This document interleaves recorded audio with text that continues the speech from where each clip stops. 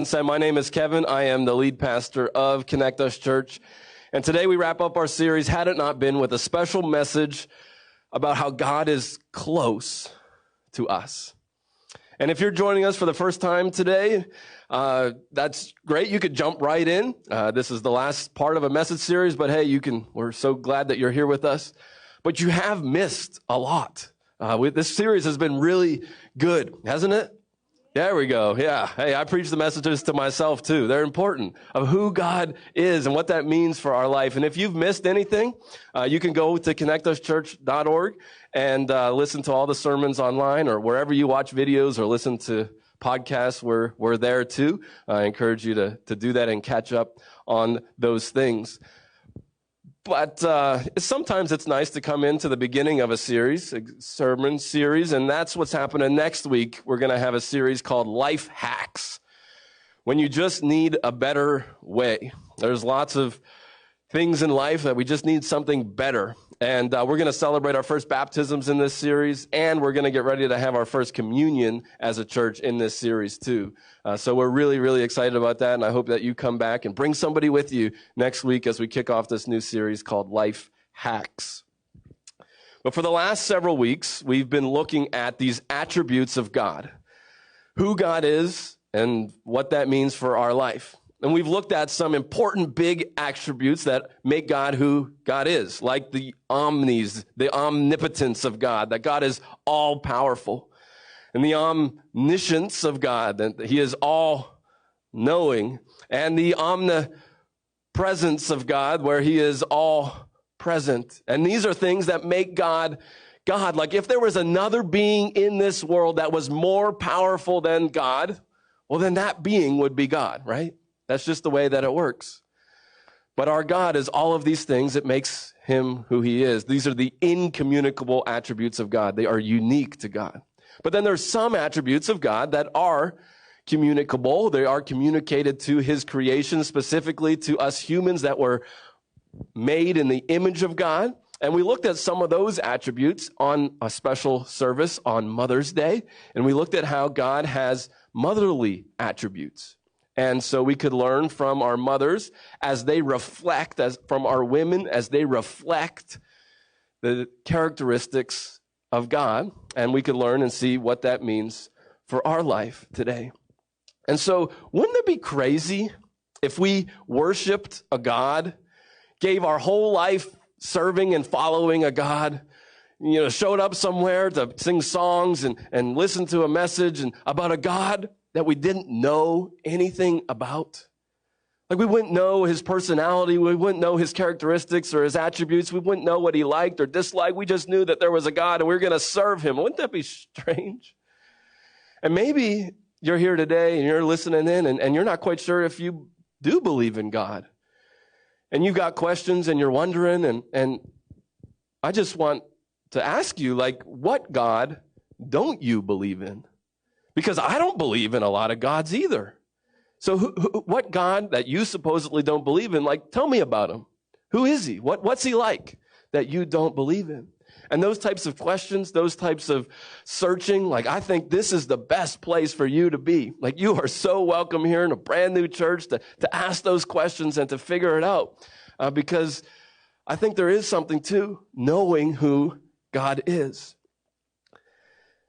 And last week, we started wrapping up our series with this idea that God is wholly other. He is set apart, completely outside of time and space, and yet at the same time, he is close. He's with us. Like, what good is a holy, all-powerful, all-knowing, all-present God that doesn't care about his creation, is not with his creation, is not close to his creation? What good is that? Like, this idea is captured in the idea of a deistic understanding, a deistic theology. They would say that there was this God and he created everything, and he's like this grand watchmaker, and he designed this beautiful watch, and he put it all together to make it work just right, and then he laid it on the table and walked away, having nothing to do with it ever again. It's like I don't know who winds up watches today or if they still do it that way, but what good is a God that did that? What good is an all-powerful God if his power can't make a difference in our life and in our world? What good is an all-knowing God if his knowledge and his wisdom can't give us any peace? And what good is an all-present God if he doesn't care enough to be present with us in our situation, in our thing that we are dealing with? If God was only far away, only transcendent, and not close, then our enemies would have swallowed us alive. Their anger would win. Life situations would engulf us and overwhelm us. It would feel like we were getting beat up every day, all day, and there was nothing we could do about it. But praise God that we do have an all-powerful, all-knowing, all-present, transcendent God that is with us and for us and on our side. And this God does not let the enemy win. We can be set free like this bird from a hunter's trap. He breaks the very things that lock us up and hold us down and sets us free. He made the heaven and the earth, and he is close with us to help us. That's the Kevin paraphrase application translation of Psalm 124. We used that to kick off our series several weeks ago. God is holy and set apart, and he is close. He is with us. The big word of the day is imminent. Imminent. And this is the idea, this kind of paradox is where we left off last week, where we talked about how there was this holy, transcendent God. He was separate from us little human, finite people over here. And that when Jesus died, God became one of us. And when Jesus died, this temple veil, this curtain was lowered. It was torn from top to bottom. And now what Jesus did made it possible for a little finite human being to be close to God in a way that was unique, in a different way from all of history. Like before that moment, before Jesus died on the cross, God was separated by this physical curtain, 60 feet tall, 4 feet wide, or 4 inches wide, sorry, it's big.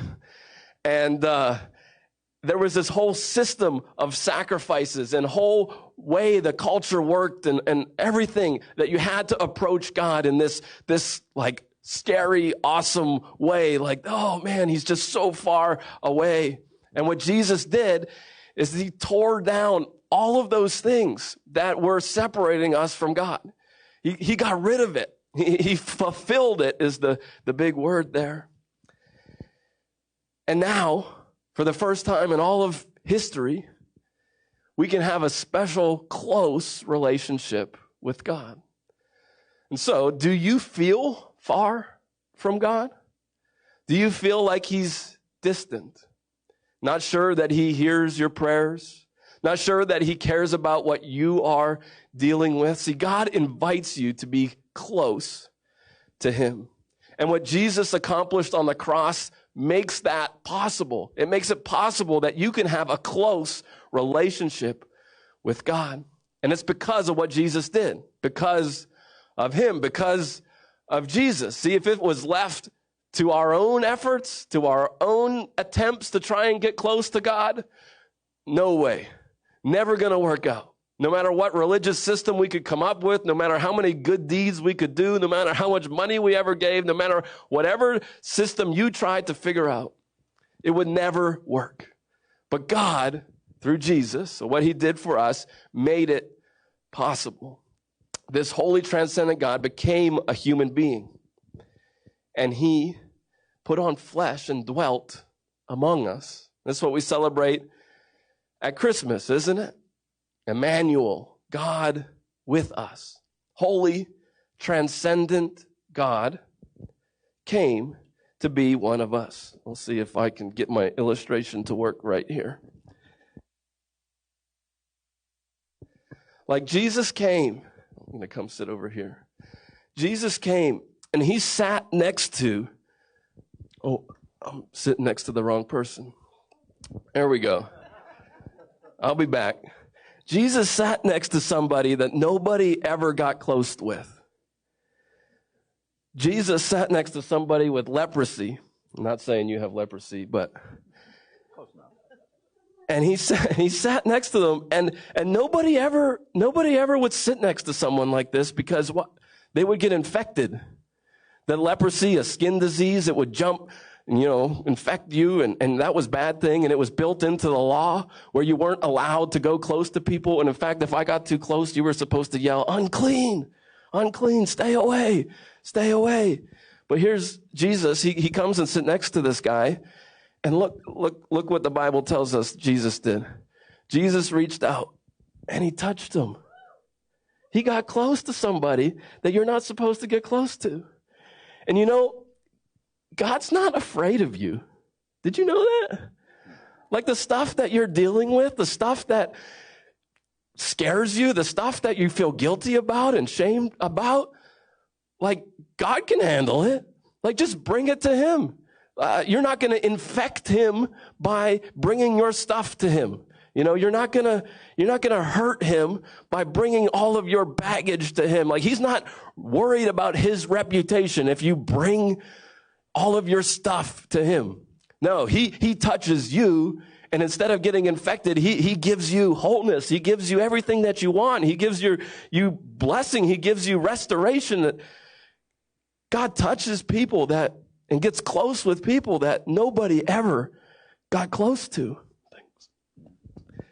And then Jesus also got close to a woman one time. And he sat next to her. And they got talking about life and found out that she'd been through some stuff, some hard stuff, some relationally marriage stuff. Like she was on her sixth relationship, and the other five didn't work out so great. Not saying that's your story, but so Jesus sits next to her when nobody else would sit next to her. Like she went to the well to get water by herself because she didn't want to be around anybody. But Jesus wanted to be with her. He wanted to talk with her and sit with her. And they began talking, and Jesus kind of showed him who he was. And then she believed that he was the Messiah, that there was something special about him. And she felt loved, that nobody ever loved her like that before. And so she went into the city and just couldn't stop talking about it. And all of the people came out. And look what they said. From John 4:40, they begged him to stay in their village, and he stayed for 2 days. Jesus had to go through a place where nobody ever went, to sit next to a woman that nobody wanted to sit next to. And because that he was that close, they asked him to stay and be with him. God's going to meet you at your place where you are going to avoid everything else. Wherever you run to, wherever you're trying to escape to, God's there. And he's going to offer you something that actually is going to fulfill you. Like he's going to give you eternal life, abundant life that you've been searching for in all the wrong places. You keep going to that well, hoping that this time it'll be different, this time it'll last, this time it'll make a difference in your life, and you just keep going and keep going and keep going. And Jesus says, why don't you try this? I'm sitting right here with you, and I'm offering something that's going to change your life. He sat next to somebody and touched people that nobody ever touched. Thank you.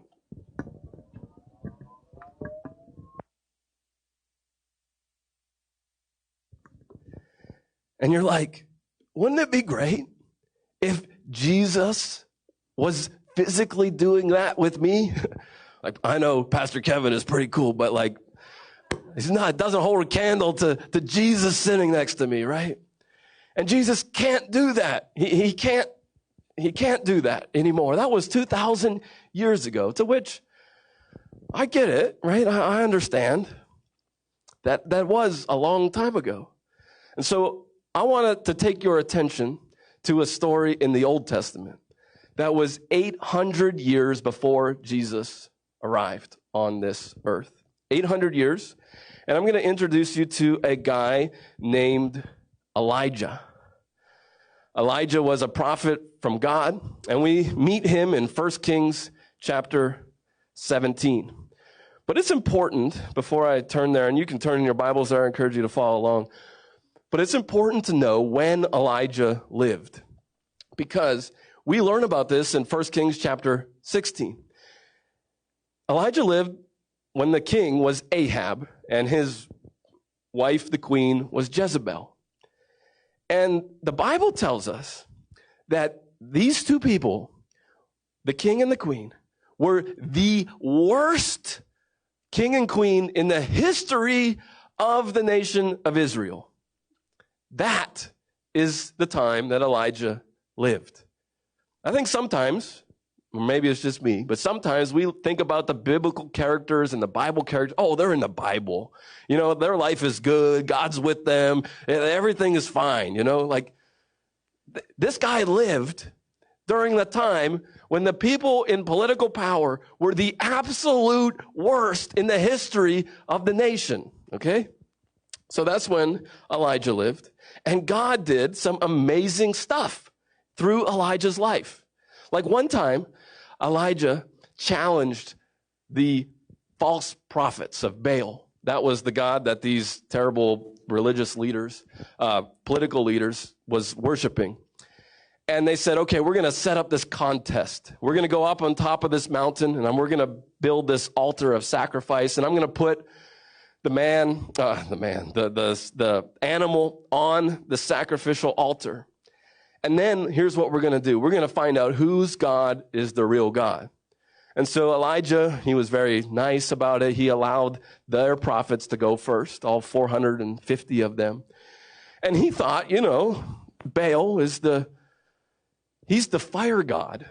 So if there's any god that's going to rain down fire and consume and burn up the sacrifice, well, certainly it was the god Baal.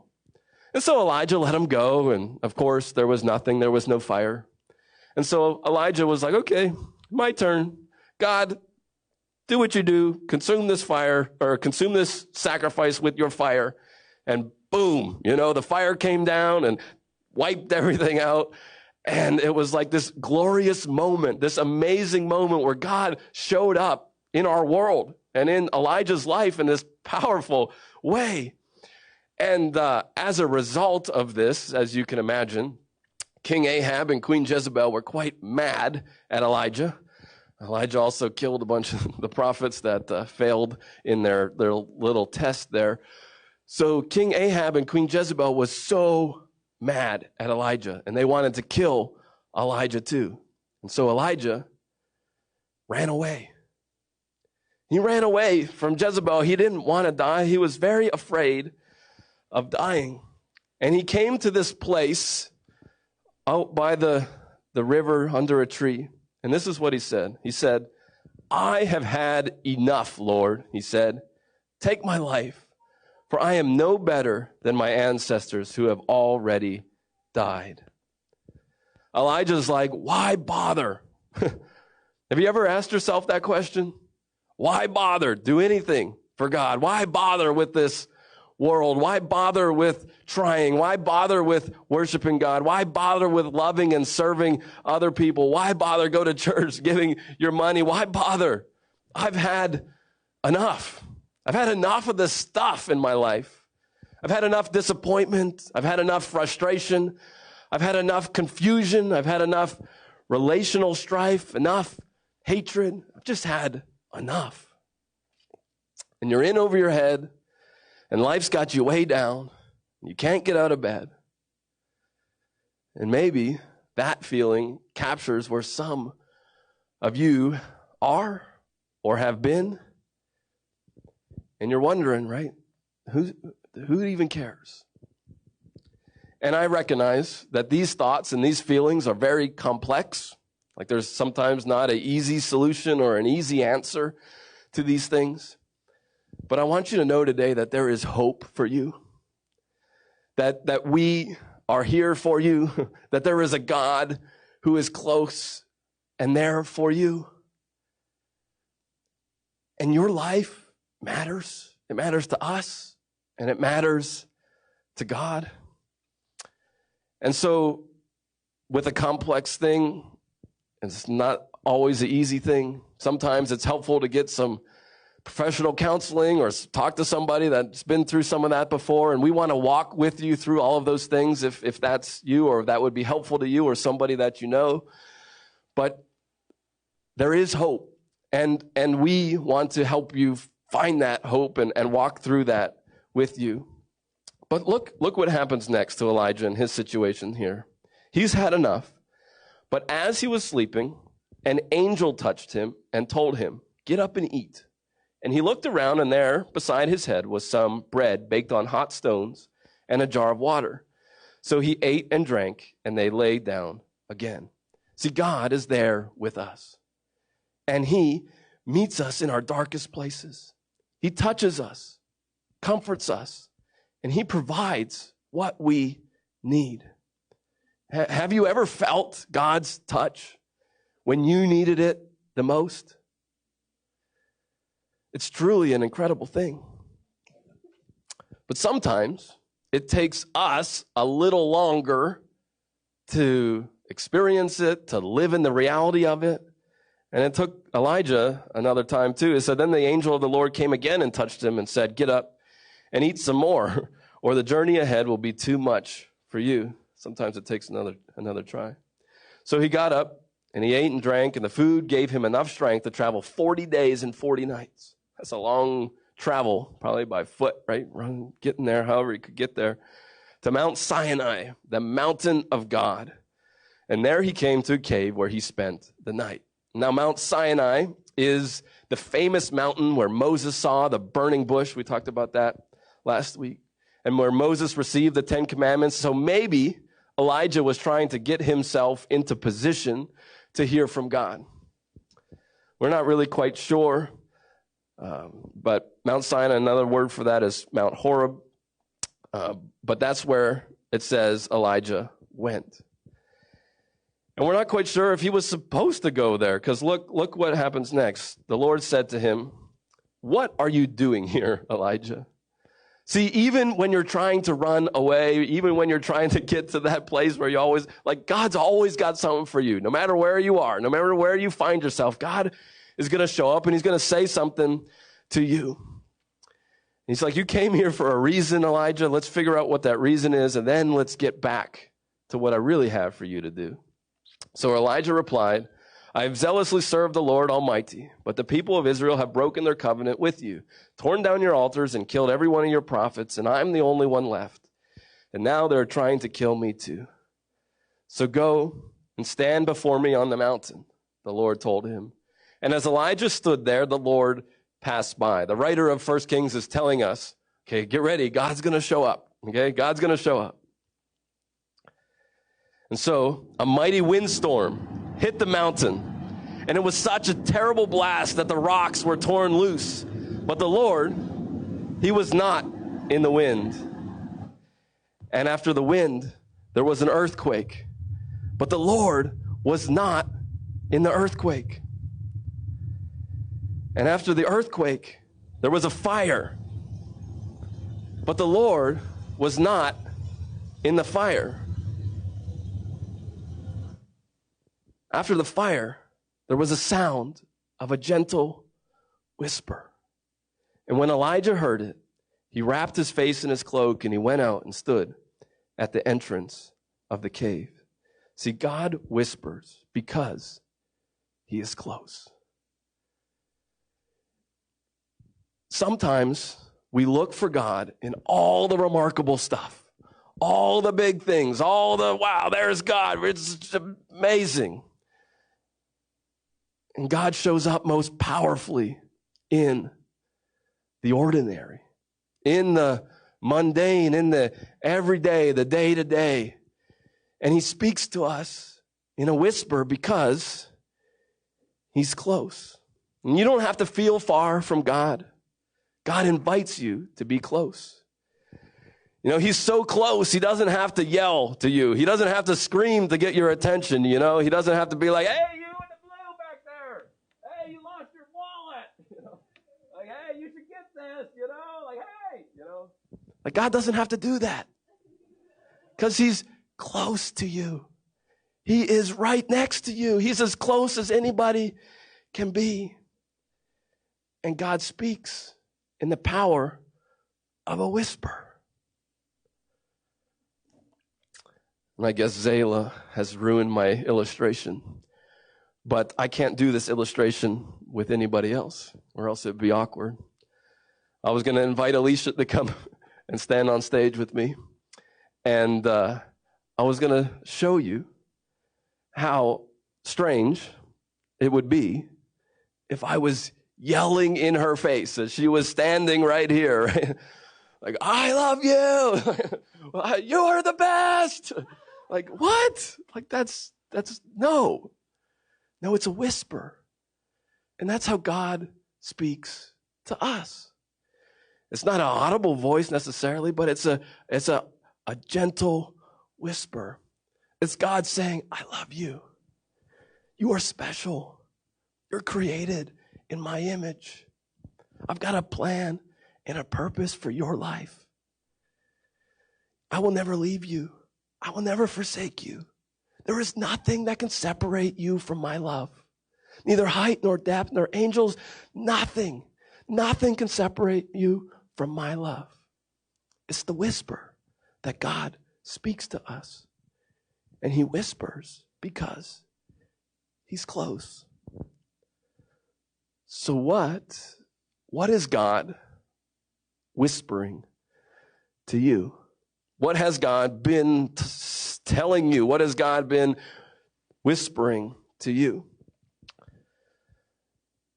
We're going to take a moment now as we wrap up this series to reflect on the whole series, about who God is and what the difference that makes in our life, about how God is right here with us and he is speaking to us. And so I want to encourage you now, when you came in, you should have received a program and a connection card. And also in that packet was another card that has that Had It Not Been logo on it. The back is blank because you're going to write on it. And it's just a way to put down what's in your mind, to put down what's running through your brain, and put it down onto paper. And here are the 3 things that I want you to write on that card. I want you to write finish the sentence, right? God is blank. Like, what is an attribute, a characteristic of God that God's been revealing himself to you, maybe in a special way through the last several weeks? God is blank. And then the second thing I want you to do and think about is think about a moment or an event in your life. Something that you've been through, something that you've experienced, and just write that down too. So God is whatever, and then something that has happened in your life. And then I want you to connect the dots and say, okay, how did I see God at work in that situation? How did I see God show up in that moment, in that thing? So don't worry, I'll repeat those again. And here's what we're going to do. I'm going to play a video, a song. It's going to be 5 minutes long, so you'll have plenty of time to figure it out. And the song, underneath the video is going to be those 3 things. God is, something that's happened in your life, and how you've seen God at work. And then I'm going to invite you. You can share it with us. You can drop it in the offering box. You can take a picture of it and text me or email it to us, or however you'd like to share it. Or maybe you don't want to share it. Maybe it's special to you. Maybe you want to keep it and put it somewhere where you'll see it. Because I think it can be a reminder to us that God is close with us, that God is with us. And sometimes when we're tempted to believe differently, we can look at that and say, yes, I remember this time. I remember that God is close. And he was with me when I faced this. And it was an amazing thing. And before I play that video, and after the video, our worship team will come up and close us out with another song. But I wanted to answer this exercise for myself. And in a unique way, today we're going to celebrate Kinsley's, our daughter's, 3rd birthday. It's going to be a lot of fun. But 6 months ago, she was in the ICU after open heart surgery. And a couple weeks ago, my mother-in-law put some scrapbook stuff together of that moment in our life. Some pictures of Kinsley, some pictures of me and Alicia, and being there in the hospital and all of that stuff. And if you don't know, Jeannie, my mother-in-law, she is an incredible scrapbooker. Like she is top notch, right? This thing is beautiful. It's like, it is amazing. It looks outstanding. It's really awesome. But when she was so excited to show it to us, and it's like, I couldn't even look at it. I physically, like, my eyes just wouldn't stay there. And it's just a reminder, and just the thing for me that, like, God was with me and with us, with my daughter, in a special way in that season that, like, I don't even think I fully understood. And now that I'm trying to, like, look back on it, it's like, man, like, God, like, protected us from some stuff, and didn't, allow us to understand maybe the whole situation or something. God gave us a special, close grace that we needed, like, in that moment. And looking back now, it's just like, oh my goodness. So that's mine. And now I wonder, what's yours? Remember, God is something. What has happened in your life? A moment, a season, something. And then how have you seen God at work? And then the worship team will come up after the song is over.